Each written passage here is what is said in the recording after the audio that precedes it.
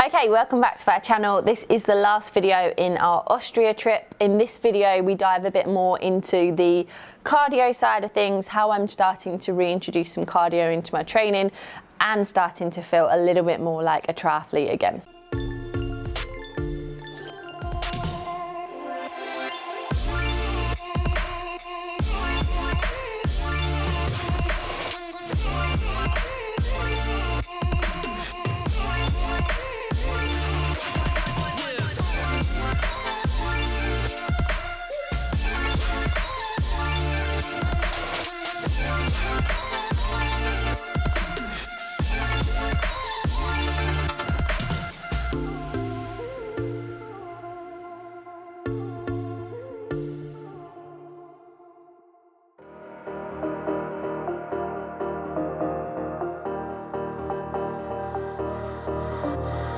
I get around despite the loss.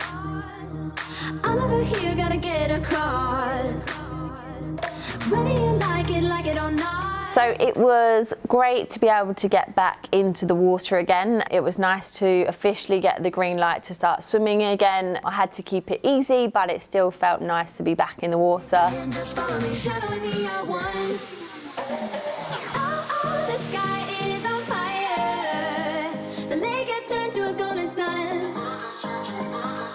Oh, I'll never get tired. I just wanna dance, just wanna.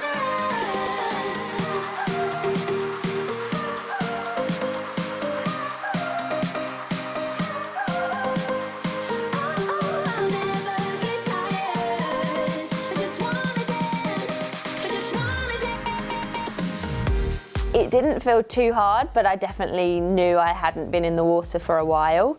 I guess I'm fairly lucky that for 20 years I've been a swimmer, so the muscle memory is there. It just felt like a massive step forward in terms of progress, which means I know I can build up a good level of fitness from just swimming, and hopefully that's going to make it easier when I return to cycling and running. But I think I said in a previous video, this is probably by far the most stunning pool I've ever swam in. Like, I've never swam in a pool with a view like the pool in Fuchsal, with the lake right by the side of it. Just made it all the better to come back to swimming. I think if there's a place to start my comeback with swimming, this was definitely it, because it was just stunning to look at and swim and just breathe and look out at the lake, and again felt quite relaxed just in that environment.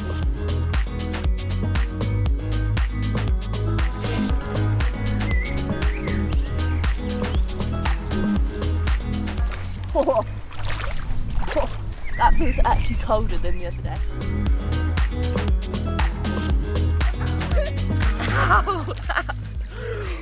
Oh, that is like the ice bath. Cold is cold. Like, I think if it's like 10 or below, yeah, it's cold. We'll see if it even turns on.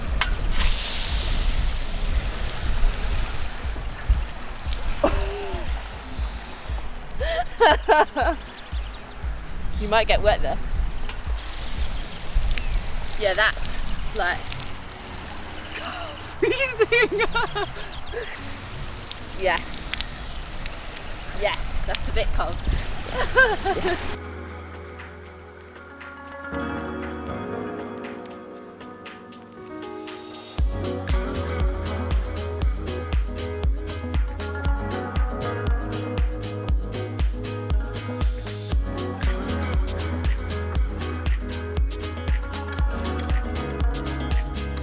So whilst I was in Austria, we tended to alternate my plans. So I would swim one day and then aqua jog the next. I think the longest that we actually aqua jogged for was around 45 to 50 minutes, but we built up to that really gradually. So I think we started with maybe only 30 minutes, but doing that as like 3 10-minute blocks, just to really keep that load quite low and just see how the body reacted. Because although aqua jogging isn't an impact-based activity, it's still putting some stress through the hip, and we needed to see how the body responded to that.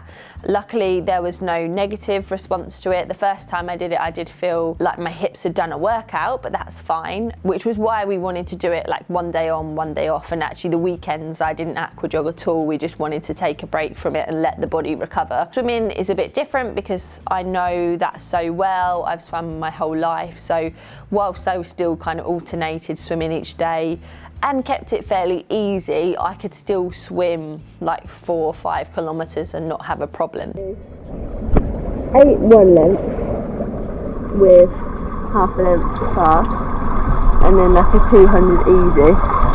Do that a few times to mix it up a bit. That was really, really good because it felt like I was actually starting to build up some cardiovascular fitness. And actually, aqua jogging was harder than I thought it was going to be. I really thought my heart rate wouldn't even get above 100. But the team at Red Bull have got ways to make you work hard even when you're aqua jogging. So I actually enjoyed it. I know a lot of runners hate aqua jogging. I kind of can get why, but it makes it a lot easier when you've actually got someone on the side watching you and telling you what to do. It just keeps you a bit more engaged.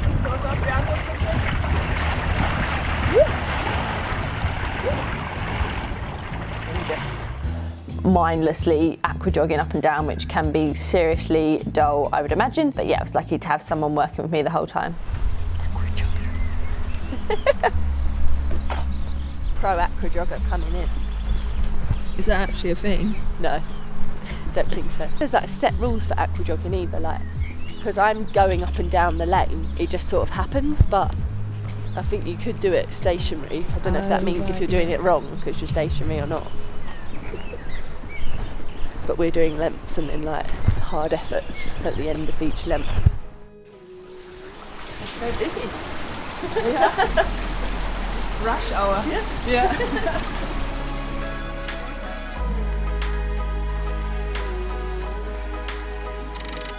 Yeah. Probably the first 5 minutes without the Without the robo. straight, yeah. And then we can do the robo. Okay, cool.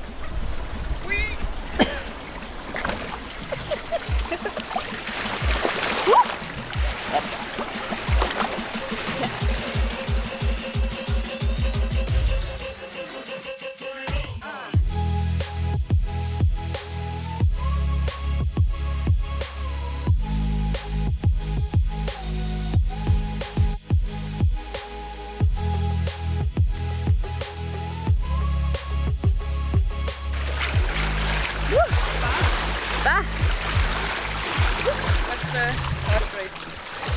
It says 1.7, but I don't know if I believe it. Just kind of. It feels higher.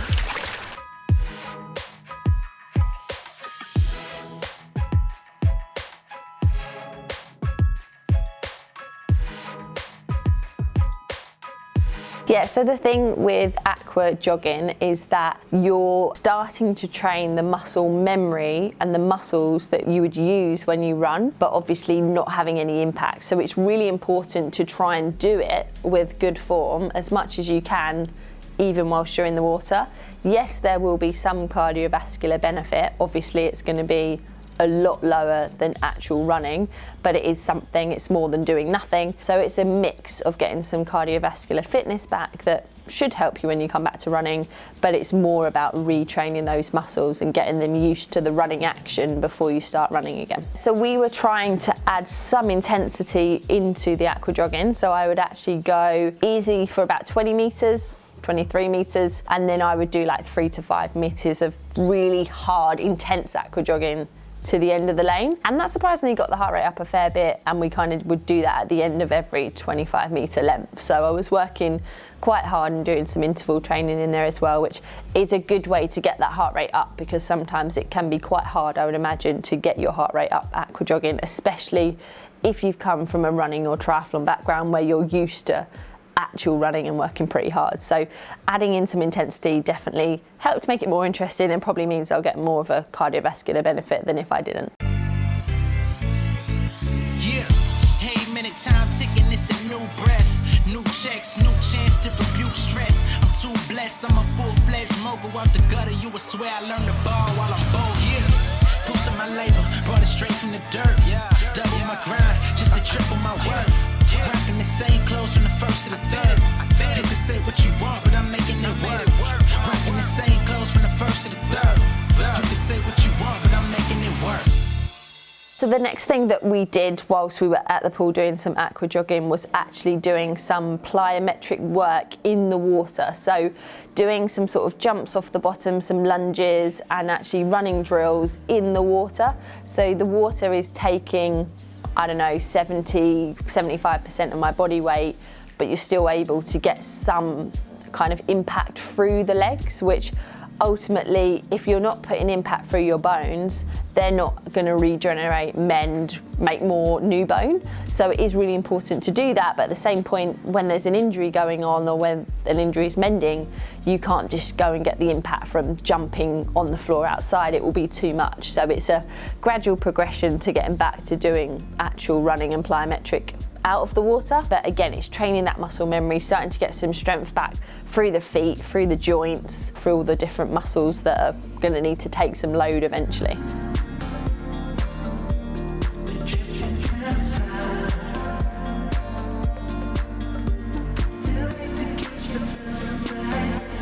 So after my time in Austria, the next thing that will be possible to come back will be cycling. Again, we're going to have to do it really, really gradually, 10 minutes at a time, really nothing crazy, just to, again, make sure that there's not a negative reaction to the cycling. It's not an impact sport, but at the same time, we'll probably just keep it inside on the indoor trainer, just to make sure that I'm not over-gearing, getting out the saddle, keeping it a really light, high cadence. Lots of things that just aren't putting too much torque and strain through the hip. Again, running's still a bit of a way off because that's ultimately what caused the injury, so we do need to just be careful with that.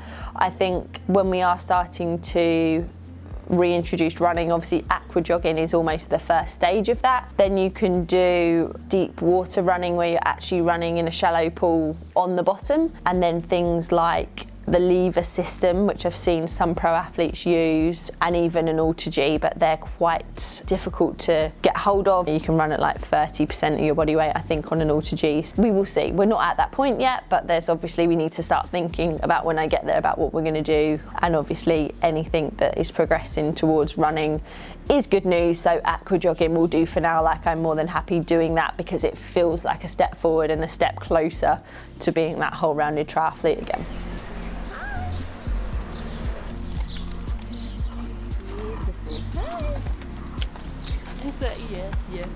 So the Austria trip has been better than I ever could have imagined. Just working with the team there, they are fantastic. They really have kind of discovered so much, put so much time and energy into me and looking at different things. So I can't thank the team enough at the APC for taking the time and really already starting to make me feel like we're making progress towards that goal of being healthy and back at my best as a triathlete. I think my biggest takeaways are really discovering the biomechanics issue that I've got and how we can strengthen that and not only prevent me from getting injured again in the future, but also just making me a better runner. So that's quite exciting. There are so many things, it's hard to kind of pinpoint one thing, but just all of it was more than I expected. Like, I believe there's always more you can learn. It doesn't kind of matter how high level you are in something, there's always things you can learn, but I really didn't expect to learn as much as I did whilst I was in Austria, particularly on the strength and conditioning side, because I feel so happy and comfortable in that environment. But to learn so much there was really, really cool. So on the whole, it's been a fantastic trip. Learned so much, had a brilliant time, got to explore some of Austria. Yeah, and hopefully I will get to go back at some point. You don't have to be injured to go there either. A lot of athletes do go there to kind of overcome injuries and things, but you can just go there to train as a Red Bull athlete. Yeah, excited for the future now.